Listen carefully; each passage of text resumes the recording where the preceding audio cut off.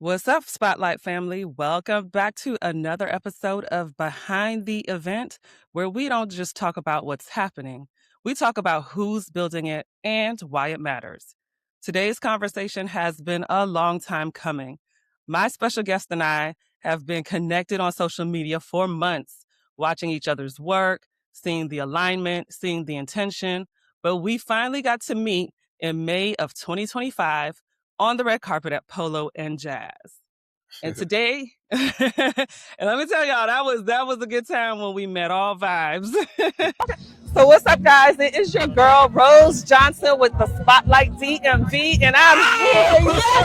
Yes, I am here with two superstars. We are at the 9th annual Polo and Jazz celebrity event. I appreciate it. That was great meeting you, Bobby. Yes, nice meeting you. I gotta have you on the show. Yes. We won't be there. Yes, but y'all heard it here. He's gonna be on the Spotlight DMV. Thank you. Thank you. Very nice meeting you. Likewise. And so today I'm sitting down with Donovan, Posh President founder, cultural curator, community architect, and the mind behind spaces like Melanincon and the upcoming Royalty Upscale Happy Hour. Donovan, welcome to the Spotlight DMV.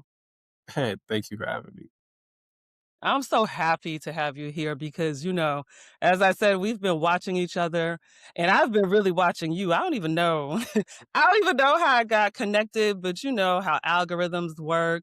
And so just watching you all these months and the things that you talk about, the experiences you curate, the people that you want to bring together and for the purposes of building is something that is so aligned with what we're here about on the Spotlight. And so that's why I'm so excited to have you here to talk about all that you are creating, a visionary. I love it. And so to share that vision with those who need to hear it. And so before we get into talking about your work and what you've been building, I really like for folks to get to know the person behind the vision and behind the creation. And so talk to us about growing up, Donovan. Where did you grow up? I was born in South Carolina. Marion, South Carolina. Okay, and so growing up in South Carolina, what was that like for you? It was an experience. I talk about it all the time. When I was born, the doctors, I was born club-footed at the time. It was a complicated uh, disability to be born with. They had to break my legs, rebuild my legs and feet. They actually told my parents like I'd never walk. So I was in Wow. cast up to my thighs until I guess like 4.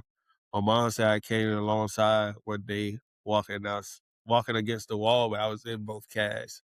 Uh, I was raised by my mom and my older sister. My dad passed away when I was 3. My mom passed away when I was 15. So a lot of that shaped who I am today. Oh, wow. And so just imagining you with those casts and so what age was that when you were in the cast? It was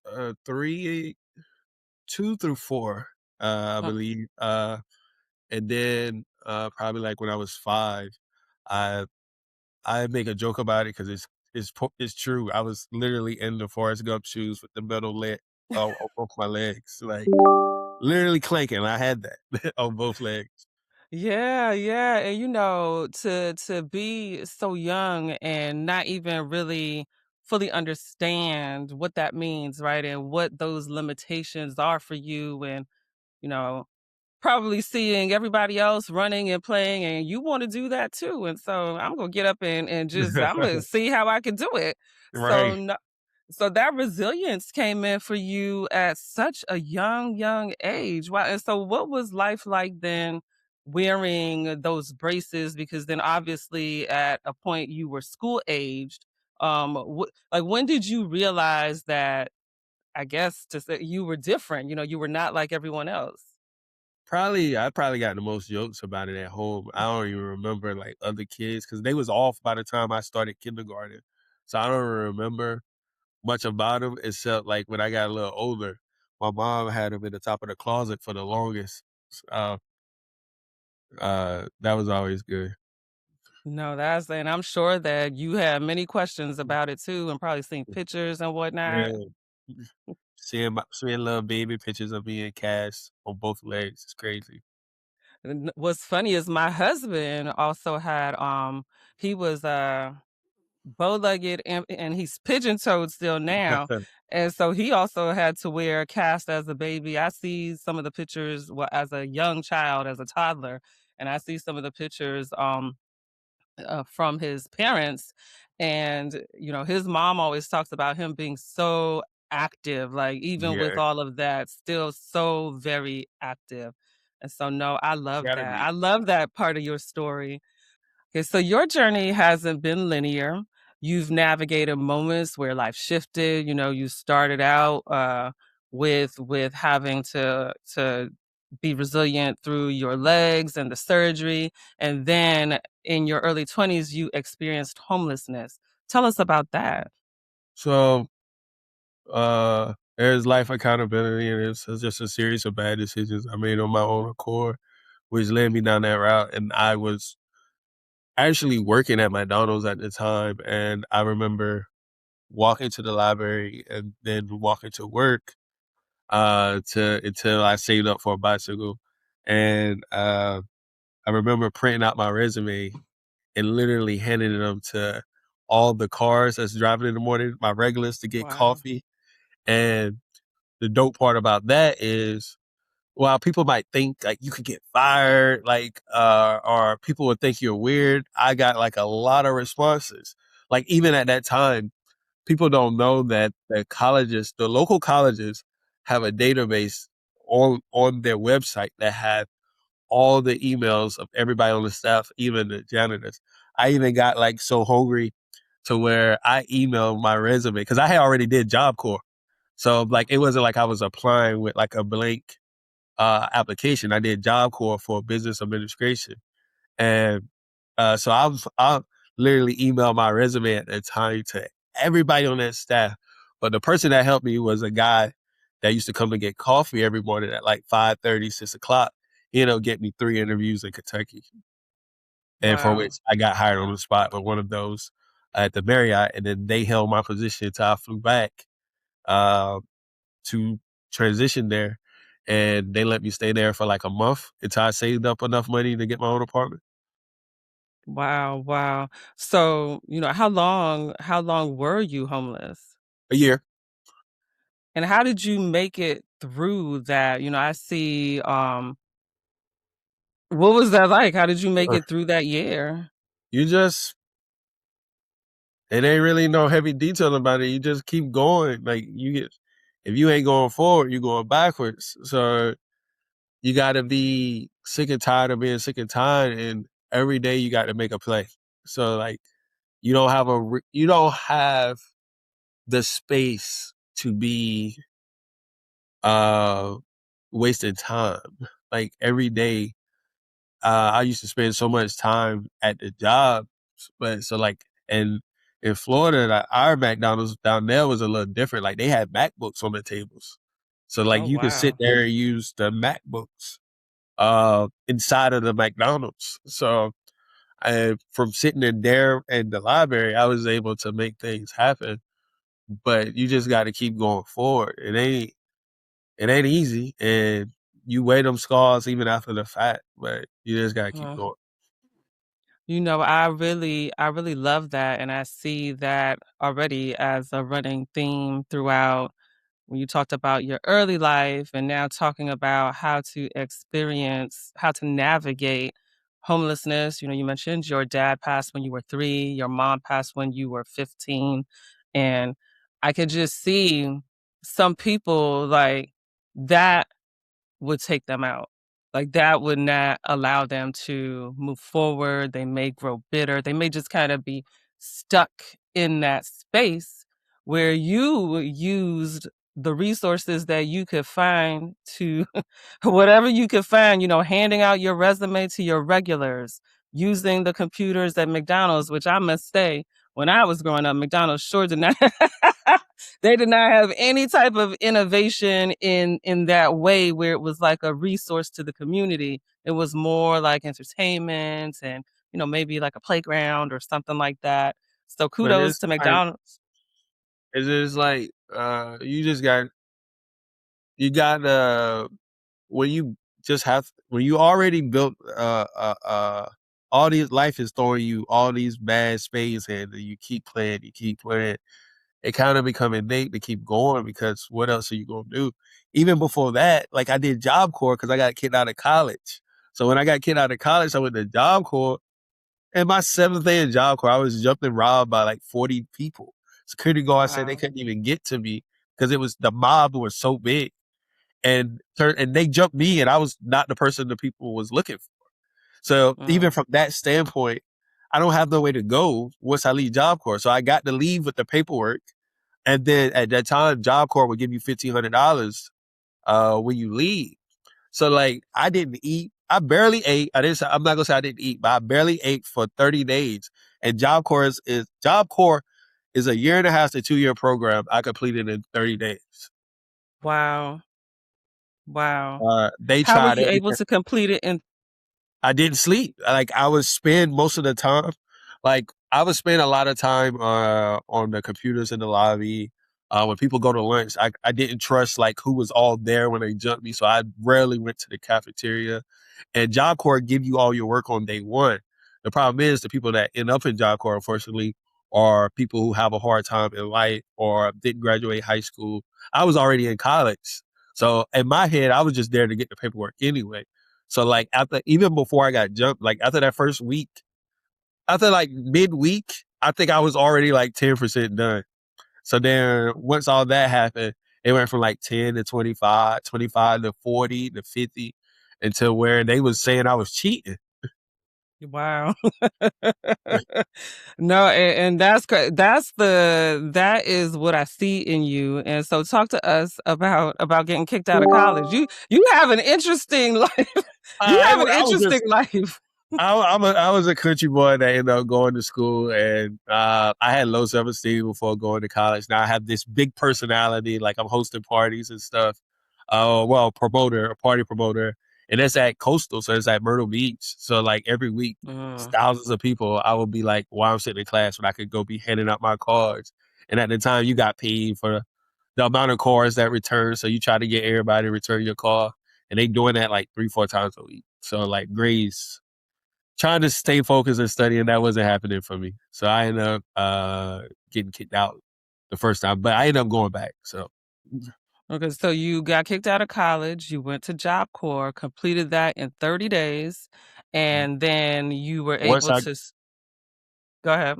once I got the job in Kentucky, like before the summer was out, I was re-enrolled back in the U of L, Okay, University so of Louisville. back into college. So tell us about that, about getting the job, moving to Kentucky, being in college now. Uh, I was still hungry, so like I just wanted to do good at everything. So like I was working at the Marriott. I was driving and saw a sign for U of L and was like, dang, what I got to do to get back in school? I need to finish that. So uh, I ended up walking in. It turns out all I had to do was apply. It wasn't really nothing complicated where I got to retest and stuff like that. All I had to do was apply. And I studied pre-law, ended up becoming a member of Kappa Alpha Psi. And uh, 2017, once everything was over, I moved here to DC. And so what brought you to DC? So my junior year at Louisville, I started my brand, the Posh Standard, which is a platform where I highlight Black excellence. Like it was supposed to be a positive shade room, and it still currently is. So we never post risque pictures. You'll never see a woman in a bikini, a shirtless man.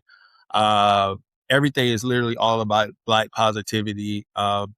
Just because everybody's already reporting on all the bad news. So photoing all the good news is easier to do, even though it's not always the popular thing to do. Uh, so I started that.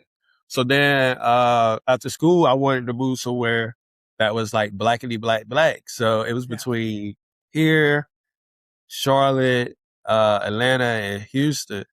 And I wasn't getting no callbacks from Atlanta. Wasn't getting no callbacks for jobs in Houston. Charlotte was too close to home. So like I ended up dang near getting hired on the spot at the job that I ended up at the time that I moved here for. So it was like an Okay. easy transition from that, and then finding out that I had a DC audience. That was the cool part because I didn't even know I had a DC audience prior to moving here. So you had the Posh Standard already when you moved to Yeah, DC. yeah. So at the time, it was just a blog, online magazine where I sold my bow ties and suit accessories through. Uh, and that was all it did. I didn't start hosting events until I moved here. And you know what you said about DC being blackety black. Well, because of course, you know, it's known as Chocolate City. And I always talk about being privileged about growing up here in the DMV area. My parents are from Nicaragua, but myself and my siblings, we were all born here and grew up in Prince George's County. What up, PG? And, you know, at that time, like, it wasn't until, of course, I became an adult and started traveling to other places where I really realized, wow, this has been such a special place to grow up and to see successful Black people, people that own companies, people that are in leadership civically, people that are in organizations, they're head of organizations. You know, you don't get to see that in other places. So I'm glad you made it here. It And was so let's it's special. Like I ended up going to the doctor, and the lady I had to get surgery. So the lady that was checked me in was Black. The lady that did my tests when I got back there, she was Black. Then the surgeon come in, she was Black. The aftercare for me, they was also Black. I was like, this is crazy. No, I love that. And so I know a part of you talked about building Posh Standard and talking about positive stories. Everything is positive and uplifting that you will find. Or when it started at that time, it was a blog. And you know what I know your work as now, it's like curating experiences. And so that is where everything really stands out to me. You don't Mhm. just create community for inspiration. You took it from positive images and quotes and things like that to building a structure and next steps. So, why do you believe that curated spaces, intentional rooms matter right now, specifically for Black entrepreneurs, creatives, and professionals? It's two things probably I lead with that frustrates me the most, especially here in DC. That so many people that look like us is in this is currently in the same city. They have the same audience for what they do, and nobody works together. And it's gatekeeping. It's all this other stuff, and and you have to ask yourself like, why do people feel the need to like gatekeep or not be willing to work with this person or that person when you're all doing the same thing? And I started my spaces because my first event when I moved here, I saw that instantly. So I started a happy hour series, similar to Royalty. It was called DMV Overdressed, where we just come out, dress up, network. It wasn't like activations or stuff or nothing like that. You just dress up and come out.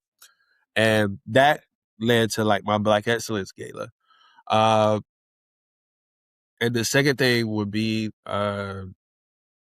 we just need to worry about us. It's all this money and resources within our community that I don't feel, whether it's intentional or unintentional, I don't feel is allocated in the best manner to serve our communities. Like I said, last year I had Melanincon. 30 days out before the event, we lose a sponsor that was going to give us $25,000.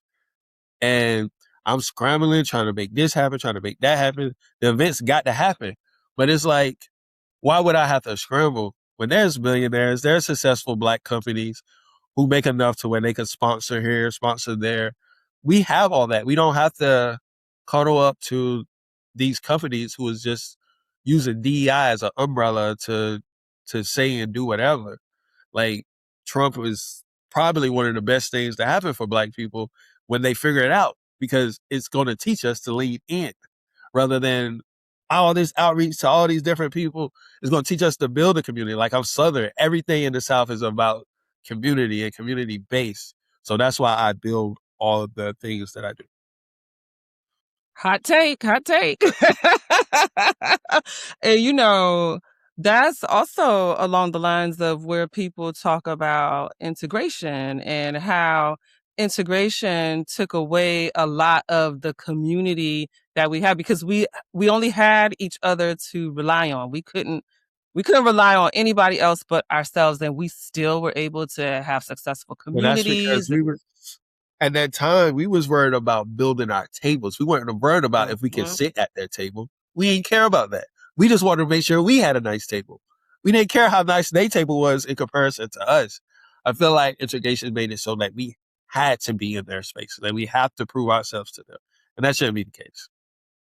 Yeah, and so you brought up DEI, and so I want to talk about not necessarily DEI, but you talked about Job Corps and it being a program where it helps you prepare for workforce development. And once you leave the program, I'm sure people are expecting to leave with some type of job or, be set up in that manner. And a lot of times you go through these programs and it's just collecting information, but then there's no really end result where it's like, okay, the program taught me X, Y, and Z, and now I'm putting that into practice and making the things happen. So, why do you believe that motivation without instruction is detrimental? Because the people you're motivating just feel like you're in the way. You just feel like you're a number, and that uh, the people giving you whatever is more like, instead of being like, I want to help you. I see you trying, you coming to do this, you doing this, that, and that. I want to make sure that you succeed in whatever endeavor that you are embarking on with the program. And then I'm gonna check on you every 6 months for whenever to make sure you're doing good. It's more so, here, you failed at this and this is where you're at. Here, take this resource and don't come back. It's a one-time resource. We don't want to give you no, because even with that don't come with counseling. You got to think Job Corps on paper is the most the best thing that can happen to a person who dropped out of high school. But then you got to think the worst. I would say it, the worst of the worst people come to attend these things. So we all Yeah. from the hood in this space from all over the world in this space to try to make ourselves better. And some people, their PO or whatever forced them to Job Corps. Some people, their family forces them to Job Corps. So you have like a 40-60 split of all the bad apples mixed in with the good apples. And now you have the people who trying to help is getting frustrated because all the bad apples. So it's all a cycle of nowhere and nothingness. Yeah, and that's what I love about the spaces that you're curating. You want to take it past just information and let's get some action behind what we're in these rooms talking about. And just before we get into that piece of it, I do because you mentioned about selling your bow ties with Posh Standard. And I know that how you present yourself is very important to you and that you mentioned that you used to have a happy hour where everybody would get dressed up and come and network, and that's still a part of what you're curating. Royalty is an upscale happy hour where you're encouraging people to come dressed up. Why is style important to you? Why is that piece of it important? It goes back to when I was a kid, actually. My mom would dress up to go to the grocery store. She would dress up to go to the post office. She would dress up to go to the corner store. And as soon as I asked this woman, I'd be like, why you dress up for? Where you going? And she'll be like, I'm going to the store. And I'll be like, well, why you dress up for? She say, I could meet Denzel Washington. You never know who I'm going to meet. And then fast forward to a mentor I had in college. He was more so on the standpoint, you should dress for where you want to be and not where you at. So like, yes, we're in school to be lawyers. Why are we in class in pajamas? So like, and that goes all the way to like when I first started dressing up, I was like, I was like 18. I was a freshman at Coastal at the time, and I used to get these sweaters, and I was so obsessed with bow ties that I would wear a bow tie with a collar shirt, and like the bow tie would match the hat, and there'd be things like that. And then like I'm in the club, like we freshmen is in college going to clubs. I'm dressed like that in the clubs, and then I realize I don't dress like that for other people. I like the way I feel when I look my best. Like I know when my depression bug is creeping up, I don't have a haircut. I ain't dressed up in a minute. Like I do this for me. And it's funny meeting people because now I'm not so much as an adult, but like I remember like in like early 20s, I had a homeboy. He was like, "Dang, bro, when I met you, I just thought you was a try hard. Like, why you dress up like this? It's the club. Nobody's dressed up like this." Then he was like, "I started hanging with you, and I just was like, dang, that's your personality. You ain't Yeah. trying to do nothing. You just existed, and that's the nature of everything. Like, I want to get people to a space where the way I feel when I leave the house, they can." Even like when I was doing my photo shoot series, I had a photo shoot series called Queens Take DC, and I would invite Black women to come out, and I would collaborate with different photographers and stuff to take that. I think I did that like twice. It is so cool to see these women who never had professional pictures taken of themselves, to see what they look, their face light up whenever they see the pictures and stuff come back. All the tell all stories they will post after the event.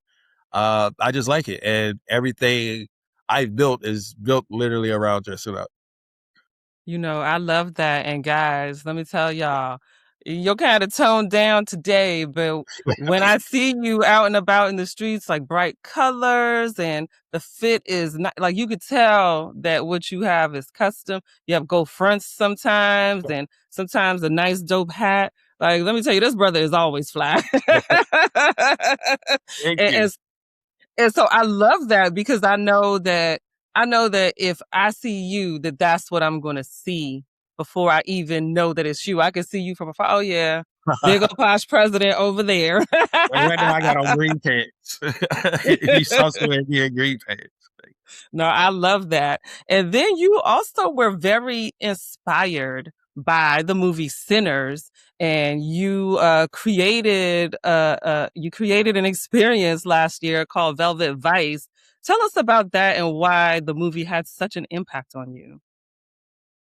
The coolest thing is I'm blessed enough to have a community behind me to where nothing is too crazy. If I think it's crazy, somebody else is going to think, oh, it's crazy, but I want to see what that's like. So a lot of these times, I literally just be sitting on the couch and be like, hey, that'll be cool if I do this and that. And with Sinners, I'm in the movies and I'm just like, hey, this juke joint look fun. And I really love the movie Idlewild. And it had the same feel of the whole juke joint. So it wasn't all the way about Sinners. And it was Sinners, Idlewild. It had a little bit of Ray's Boo Boo Room in it. Like all that inspired that. It is just pure Black excellence in its form. And like right now, like in DC, everything is built on session culture. When you go out and you got to stand in a corner and look your best, pay all this money for bottles and things. But with Velvet Vice, I wanted a dance party. Like when people walked in, everybody got a VIP band because everybody is VIP. And Mm. I wanted to make, there was no session sold. Everybody is everywhere and we all dancing and mingling. And that's has to be one of my favorite events. No, I love that. I've been talking about having just a good old fashioned basement party where everybody just come to the basement. We got the DJ, we just sweating it out on the dance floor. Because I do miss that. I miss the days when people would dance versus now it's like you said, the sections and the phones and all of that. Like, let's just get out here and dance and enjoy each other's energy. So kudos on that because that I didn't get to go, but I saw the Right. pictures and it was an amazing event. And so now the moment we've all been waiting for, let's talk about royalty. It is happening on Friday, January 30th at SOST, SOST SOST, which is a Yeah. Black-owned social club in the U Street corridor. Tell us about the event. So I actually started royalty last year. Uh, the underlining thing of the event is royalty was created because I don't ever celebrate my birthday. My birthday is January 30th. So last year I wanted to actually celebrate my birthday. And before it was called royalty, it was called culture and cocktails. So uh but we was having it at kitchen and cocktails. So I was Oh. like, culture and cocktails at kitchen and cocktails. That sounds corny. So let me let me come up with a different aspect because I do want people to know that even though it's something as basic as a happy hour, and there's just no real extra trimmings, like it's a happy hour. It's 3 hours, a 3 hour event. But I want people to treat this 3 hour event like it's a gala. So gowns, tux, all the whole 9 yards. And it was dope. I had it at Kitchen Cocktails. It was dope. So like it inspired me to run it back this year. Yeah, SOST is a magnificent space. It's really beautiful there. And so I could just imagine with everybody I'm all excited. dressed We up. got like 700 people signed up right now. Wow. Wow. Congratulations. So is this sold out? Right now is yes, it's definitely sold out. I'm gonna do one more ticket drop. So right now you can just sign up for the wait list, which is the link is in our bio. So, but Okay, and I'll make sure to have that yeah. information linked so folks can, when that link drops for the next set of tickets, that y'all are able to get it because it's guaranteed to be a good time and a time where you get to meet and network with other creatives around the area. And then you've also talked about it as the kickoff to Melanincon. Why start off the Melanincon season with this type of energy? Because everything with Melanincon, of course, in the name, is in the name of Black excellence, and it's the way I perceive Black excellence to be, as it's my event. So, like, um, even on during Melanincon weekend, the main event is usually, even though we changed the makeup of how Melanincon is going this year, the main event of Melanincon is my Black excellence gala. So is and people fly from all around the world to come to my Black excellence gala, and being able to start it like this just to get people energy because the first set of Malachi is the online panel, so we ain't really gonna have a in-person events too often. So being able to start it like this and on my actual birthday was important to me. No, that's awesome. And I believe this year you're calling it the Blueprint Year. Yes. Yeah. Oh, so what does So that actually mean? after the financial challenges of Melancholy, for which I still owe off of it and making amends with that, uh realizing the conference makeup of things is real interesting. And I do research on a lot of other different conferences to see how can I improve my conference. And seeing the discourse of everybody upset with conference culture all Yeah. year, from the Essence Fest to the Culture Cons to the Afrotex, like everybody have a running theme of, well, we feel like we're being overcharged and we're getting motivation, and a lot of people are motivational out. So me, I don't have resources like all the big conferences, but I want to go back to the lab with it. What can we do to make sure we're actually, because people are motivated out. What can we do to give people tangible tools, teach them about CRM systems or whatever makeup, because it's 7 different categories. So whatever, whether you're in health, tech, finance, or whatever you're in, like tangible tools you can apply to be better and great in that area. I'm back at the blueprint with that. And so that's why we switched to the Echo method to where it's a hybrid conference throughout the whole year. And the first part of Echo is Echo Amp. That's online workshops that's for free. You all you have to do is sign up.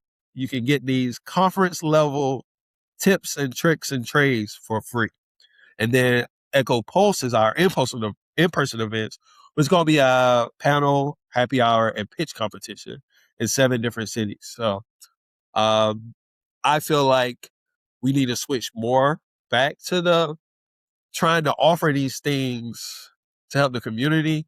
And it's hard to get away from it because people whether they want to know or willfully don't know, to have these things cost a lot of money. And you have Yeah. to charge. Like you have to charge.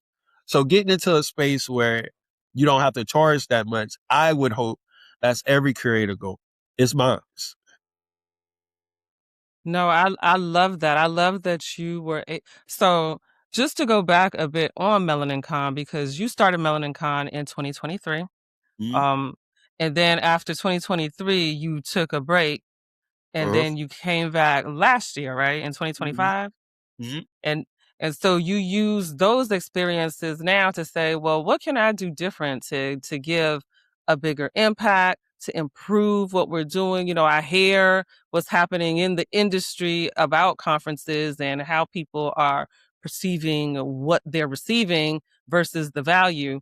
And so I love that. I love that you're having the online piece, but then also the complimentary in-person piece across 7 different cities. And so what cities are you having, the in-person part? That's the Echo Pulse?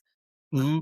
Philly, DC, of course, Baltimore, Houston, Louisville, and Nashville.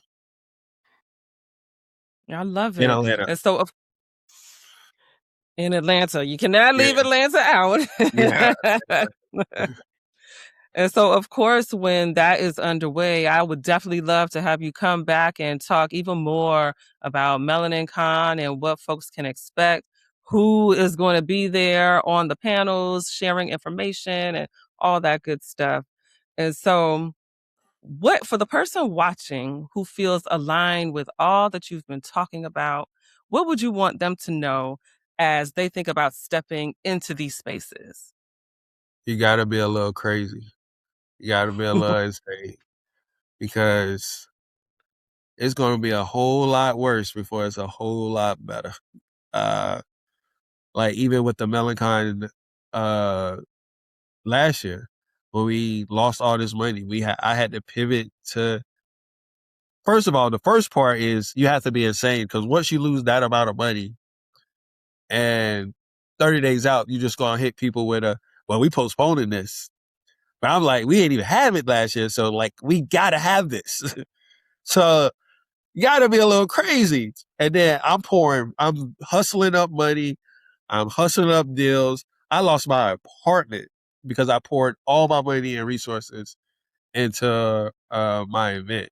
So to go through all that and do it again, you gotta be a little crazy. And you gotta be a lot of motivated. So make sure you know it's gonna get a whole lot worse before you get a whole lot better. But perseverance always wins. You know, and you have shown that through your journey thus far that you're out for the W no matter which way it comes, you gonna get it. And I love that. I love that attitude. You gotta come one way or another, man. So I tell you. So Donovan, thank you so much for joining us today. And before we wrap up, I want to make sure that folks know where they can connect with you. Where can they find you on social? I have so many pages. Our TikToks, our threads, our Facebook, all our names are similar. My personal page is Posh President. My nonprofit page is a celebration of us. Melanoncon page is the official Melanoncon. Then of course it's the Posh Standard. The Black Excellence Gala have its own platform. Yeah.